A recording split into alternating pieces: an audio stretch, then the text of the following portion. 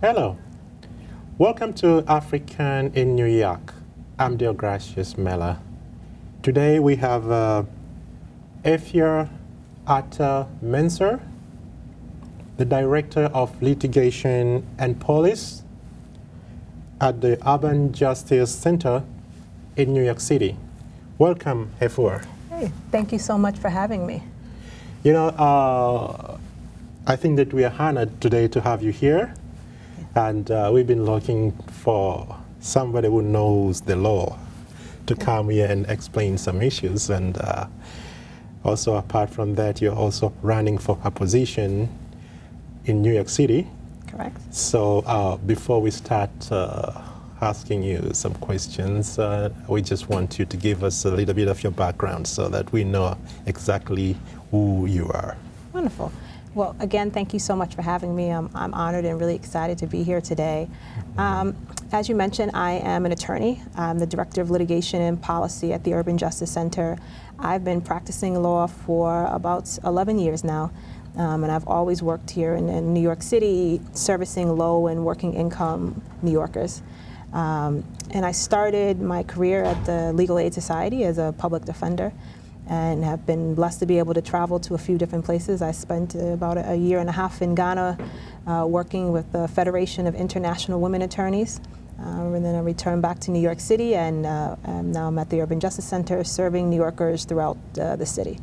Yeah, Federation of Women Attorneys. Women Attorneys, right. Can you tell us more about it, because it's interesting, yeah. No, it was great. So I was in Ghana in 2009, and this was right after the passing of a resolution allowing women to have rights to take a portion of the household chattel after the dissolution of a marriage. So, for example, if after the divorce or ending of a marriage, if a woman has been working on the family cocoyam farm, and that making sure that she has rights to a portion of what she's been working for in the household. So to ensure that women are not destitute just because they are not married. And so it was an amazing experience. I'm first generation. My family's from Ghana. I was born here in New York City, so I travel to Ghana often, but to be able to go to the mother country and serve and work there was a blessing. And I was just so happy to be there, but it was good to come home as well. Okay, so before we talk about the legal issues that we want to talk about today, you said that you're also running for a position. Could you explain what is it? Sure. I am a candidate for Democratic District Leader in the 70th Assembly District, and that's in Harlem, from 110th Street to 124th Street, from Morningside to about 5th Avenue, give or take. And the district leader is an organizer for the Democratic Party. They're supposed to be organizing it for the people who live in the district to make sure that residents are getting the services that they deserve. And in my mind, the most important thing that a district leader does is help decide and determine, rather, what judges are on the ballot for the Democratic line, which is hugely important because it has reverberations throughout the city, who our jurists are, who is making the final decisions when people are going into the courts and looking for justice. So I'm really excited to be running, and we're working really hard. And if elected, I would be the first African elected in New York County in Manhattan. And since Africans are such an important part of the economy as well as the political economy here in New York City, I'm excited to be kind of representing not just everyone in Harlem, but also Africans throughout the diaspora. So who's voting in this election? Is every Democratic member or every New Yorker? Great question. So every registered Democrat who lives in the part, so if they live between 110th and 124th Street and they're a registered Democrat, they can vote, and they should make sure they come out to vote. Can you maybe remind them your name so that they remember it? Because well, that's the biggest thing. So Afua Atta-Mensah, you can't miss it. Nice and long name. And it's the election Thursday, September 10th, and they should look for Atta-Mensah on the ballot. So basically, you know, this is an election time, and you are part of the campaign, and you know you want to be elected. You know, so my question now is that some voters may be wondering, like, okay, so what are you gonna give them once they elect you? What are you gonna do for them? Great question. So I think what's interesting and different about the district leader position is the unpaid position. So it's not where we think of it traditionally, where you have an office and that person has a certain amount of funds for constituents. Really, it's a grassroots position where you're actually supposed to be really engaging with your constituents, your residents. But what I would deliver, I think, is an independent voice who would fight every day for the residents, whether it's organizing to get better services, to fight for increased sanitation pickup. You know, now that so many people are moving to Harlem, we have new needs, I think. You know, it's increased population, so we need things like increased sanitation pickup. Public safety is an issue. Housing is always an issue everywhere in New York City. So I would be, I think, continue, my resume speaks to being a fighter for working New Yorkers throughout the city in my vocation, but also as a resident of Harlem, I would continue to fight, and more so, to make sure they get the services they deserve, to continue to preserve affordable housing, and to push back against cronyism. So do you think that affordable housing can be preserved based on the fact that gentrification is an issue at the moment? I think there can be ways to preserve affordable housing, and it's got to be something, and I think that's done in tandem with all levels of government. Listen, there's but a finite amount of housing in New York City, and it is an international city. Everyone wants to be in New York. So I think it's balancing new people who are coming into New York every day, all different neighborhoods. It's not just Harlem that's seeing the gentrification. But at the same time, understanding that we place a premium on people who have lived here and made New York the amazing city it is, the international destination it is. We don't want to have a city where the workers can't afford to live there, right? They're kind of shipping in just to work. So we want to make sure that we have places where people can live and afford to live there and raise their families and continue to make New York one of the best cities in the world. Yeah, so one of the issues that a lot of people talk about in Harlem is the issue that they think like there are some politicians who are talking about privatization of affordable housing. And they see that that's going to be a big problem, because once privatized, then it's going to be more expensive for them to afford. So are you aware of that issue? I am aware of this. There are some who believe in privatizing, and that kind of by, I would say, outsourcing the matter to private companies, that they would have a better rate of having affordable housing. I disagree. I think there are times where there can be partnerships, right? Mixed finance, where you leverage both a municipality as well as a private company. But in general, once you lose ownership of something, right, it's like this fundamental idea that I think is really easy to understand. Once you don't own something, you don't control it. And so I think there's always a chance that if development or housing is privatized, there's a finite amount of time that it will be affordable. And when it's out of the control of you, then you know, after a certain amount of time, you don't have say. So you know, I think that there are other ways, like community land trusts, HDFCs with increased oversight, that we can make housing affordable for working New Yorkers so that they can stay there without having to go to private entities. Right. So the challenges that you have now as a litigation attorney, what are the challenges? To affordable housing? Yes. I think the money, because it's so it's such a popular city, right? To be able to build here, I know the building expenses it's extremely difficult when everyone wants to be in one place. So the market dictates that it's more expensive. And so when you have, I assume, high costs to build the housing and maintain it, it's difficult to keep rents at rates that I think people can afford. And that's why I think it's important to increase things like the low-income housing tax credit and to help subsidize so that landlords who want to can continue to offer affordable housing, and then also to ensure when new housing is being built, as opposed to an incentive mandate that certain units must be affordable. And affordable is a malleable term, because what's affordable for me may not be affordable for another person, but to set accurate guidelines so that affordability is dictated by the community. So for example, in the Upper East Side, affordable may be $2,400 a month. But in Central Harlem, affordable for a 1 or 2 bedroom is probably between $800 and $1,100 a month. So I think we have to really make sure, as I say sometimes, the devil's in the details, that the affordability is tagged to the community which it's supposed to serve. So you say that one of the problems here is money, is one of the problems. So I'm thinking about, money has been an issue and is still an issue, but a lot of people, there is this issue of predatory lending. Are you dealing with that as well?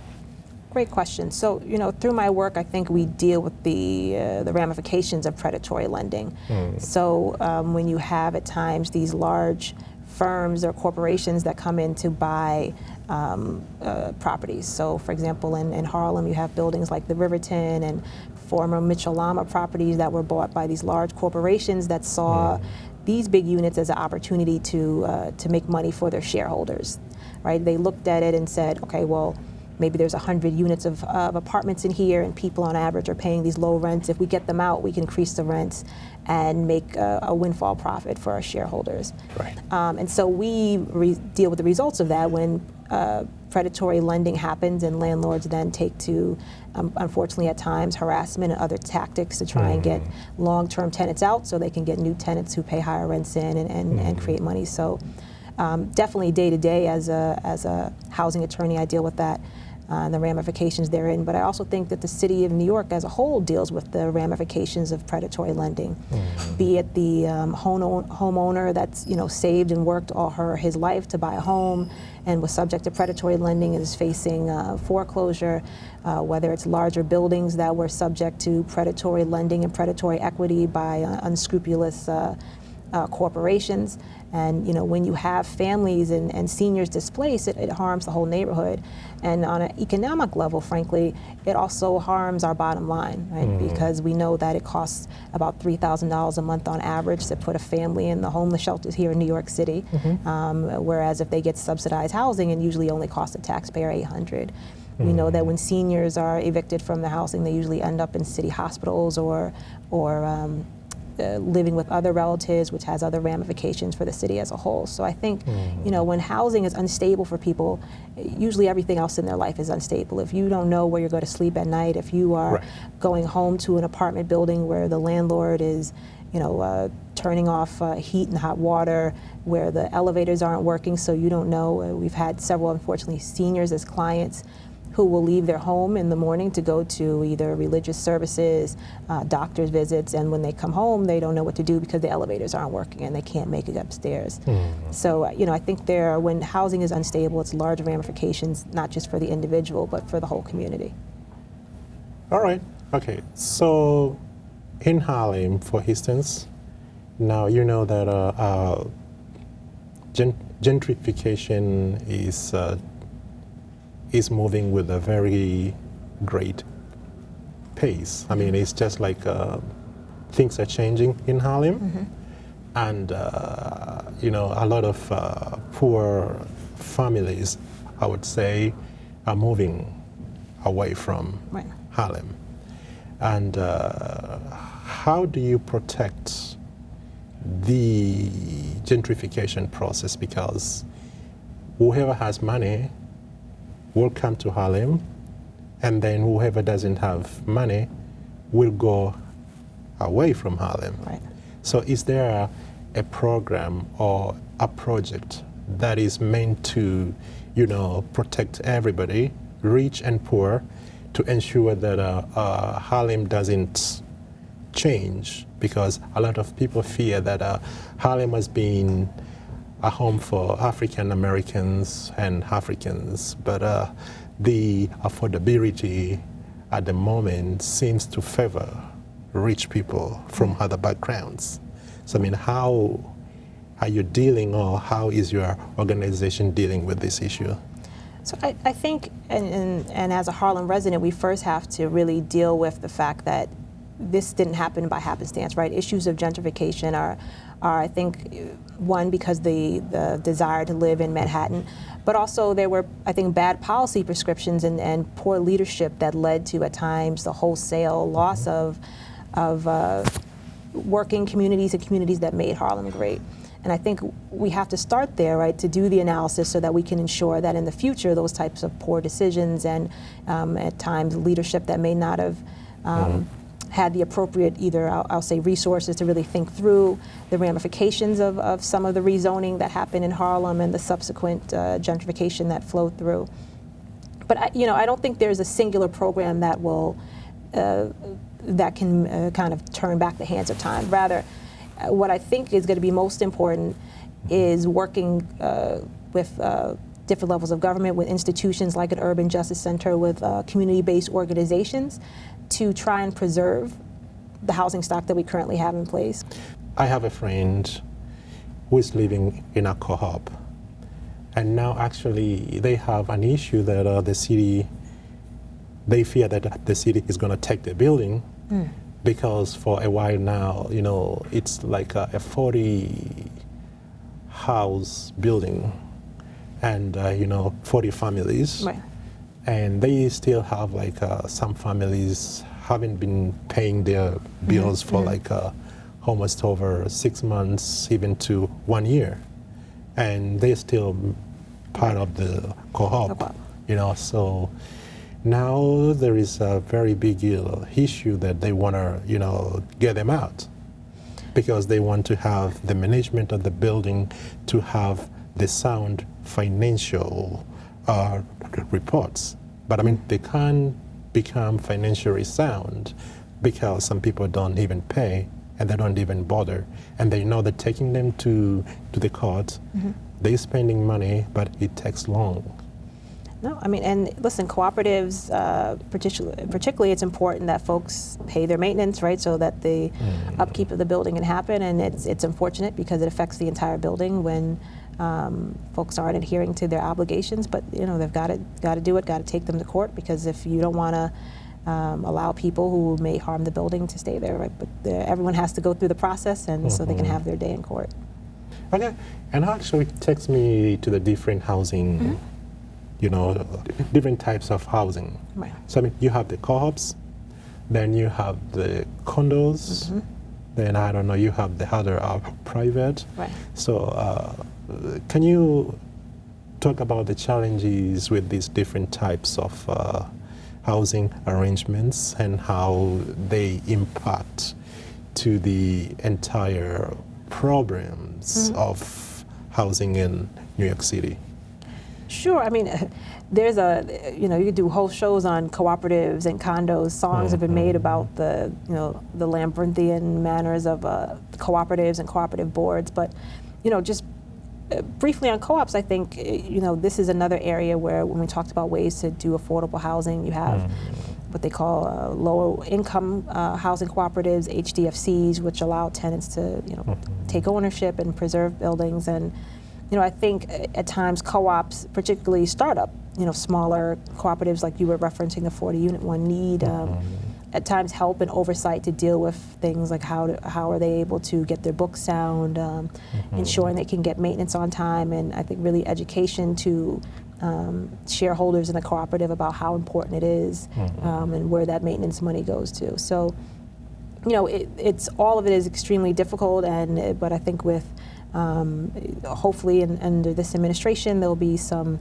outreach to some of these cooperatives and seen as an opportunity for preserving housing, and education can be given to assist cooperative boards. And the a lot of times the board members, the cooperatives, they're just people who live there as well, and they have their full-time job, and it's extremely difficult. I can only imagine to be the head of a cooperative where you live, and assistance should be provided, and with so that folks have services or support to know who they can turn to, and also like who are scrupulous contractors. A lot of folks have issues with boilers and a host of things, and who can they go to, and how can they learn about it, and to juggle all those things while also still living their life is a lot. All right.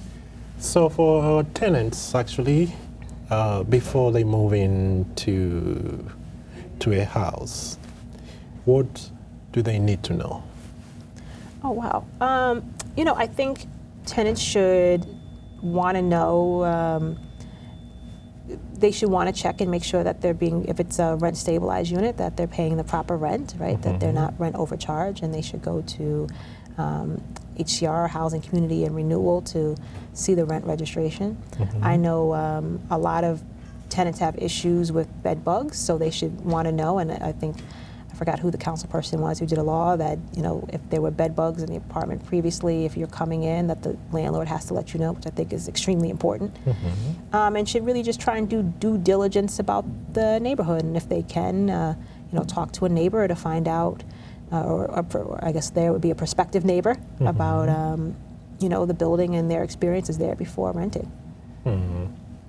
So these are the issues that they should know before, so that if anything happens, then they would have to, go through the contract and see that they're added. This is for the benefits. Right. And what should the landlords know about tenants? Well, I think pretty much in New York City, landlords, they get a lot of information. I mean, as they should, but from the Department of Buildings. Oh no, from the prospective tenant. I thought you were referencing, right? Yeah. I mean, I've done some housing applications, and I feel like I've had to give my entire life history and a blood sample before I can get an apartment. So it seems like they get a whole host of information, right? Background checks, credit checks. So I think they have access to a lot of information. All right.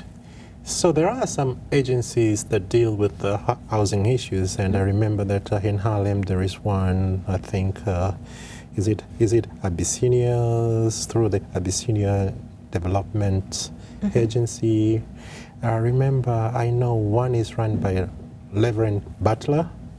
Oh, I think the Abyssinian Development Corporation. Right. I think they develop, they have some housing that they've oversee and manage. Right. So are you working with them as well? No. So no, we don't work with the Abyssinian Development Corporation. Do you work with other corporations? So no, we don't. As far as to create or fund housing, no. As a civil legal service provider, is just taking care of the unfortunate any lawsuits that come therein. Okay. So is only dealing with legal issues. Correct. Not the actual financing of housing. Not the actual financing with the. Okay. So when we talk about legal issues, I know that New York as a state is a big state. So are you only dealing with the boroughs, or are you also dealing with the upper state, New York? Great question. So as far as litigation, we only deal with New York City. That's the 5 boroughs. The 5 boroughs, correct. So we provide services in all 5 boroughs. And so no, we do not provide services throughout New York State. Okay. And which of the boroughs has more issues than other boroughs? More issues in regards... Statistically speaking. Well, statistically, Bronx and Brooklyn have the highest number of people in housing court. And why is that so? I think it's a host of reasons. There are more evictions. I mean, the Bronx is the poorest borough, and so I think that goes with issues with rental arrears. So those two. But every borough has, because as I think we started with saying that housing is such a huge issue for all people in New York City. Regardless of income, even if you have money, it's where are you going to live. So housing is, I think, one of the #1 issues in New York City.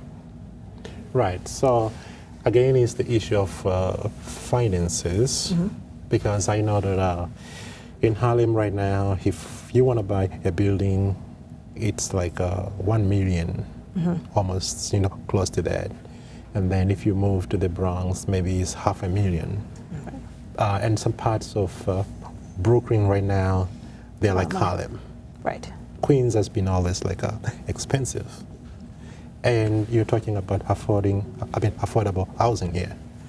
How do you advocate for these people in order to ensure that the rents or the house prices remain, the same, and they don't inflate?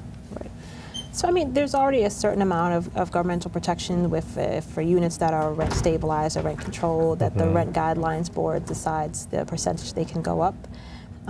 For newer units, I think that's a policy decision that has to be made about how they incentivize and mandate that certain units are affordable. This administration has placed a premium on wanting to preserve and create new affordable housing, which I think is important.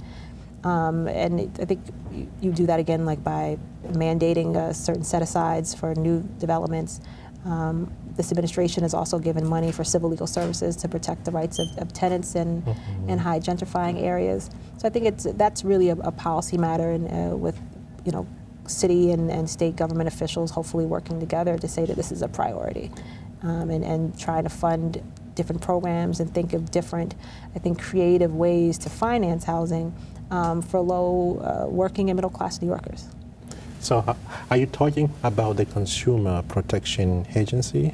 No, I think, we in New York City, we've had a great history of making some of these larger developments that are great for working people. You have Co-op City in the Bronx, Left Rack City, Rochdale Village, like some of these Mitchell-Lamas, and Independence Plaza, these large buildings that have been great for working New Yorkers, right? For your teachers, your everyday New Yorkers who live here and work here. So I think it takes those type of big, bold ideas and these partnerships with city and state, and hopefully one day help from federal government to make sure that we continue to place a premium on housing. So that say that you still get some support from the federal government as well? My agency? We're funded by city and state contracts and foundations. So I mean, you don't get any support from the federal yet? No. Okay. But the federal government, I think, has an important role to play in regards to financing affordable housing. I talked about the low-income housing tax credit, where landlords can pay a sliding scale fee in regards to, or different fees for property taxes, depending on how many people of certain incomes are in the house. So things that government can do to incentivize and make it so that a landlord is, if the rent roll is less than what it is for the property taxes, so that they're receiving some type of remuneration so that they continue to provide affordable housing. So that's what I mean when I think all levels of government have a role to play in this issue. All right. So we know that sometimes, like 2 years ago, we had the Sandy hurricane, yes. That destroyed some properties, and some people had issues with the government, and some people are still having issues as far as the compensation or other benefits that they need to get from the government are concerned. Have you had some of these issues with you? Are you dealing with some of those issues as well? Yes, I mean, we've had several clients who lived in the Far Rockaways and were affected by Hurricane Sandy. Either they were in apartment buildings that the units were just so horribly damaged, or at times, particularly with small landlords who had there's a multifamily or other smaller units where they haven't gotten the money to fix it in time, so it's uninhabitable to people, so they haven't been able to have a place to go. So it's extremely unfortunate. And we've worked with families who have been affected by Hurricane Sandy, and will continue to do so, because you're right, even though it's not talked about now, there's still a lot of people out here who are still reeling for the loss of their homes and with the ripple effects that come from that. All right. So we are coming to the end of the program, and I ask to everybody who's coming here, why they think that people should support them, And in your case, apart from being an attorney, and you're also a candidate Yes. for this position Correct. with the city of New York. So I'm going to ask you 2 questions. Sure. The first question is, why do you think that people should come to your services as an attorney?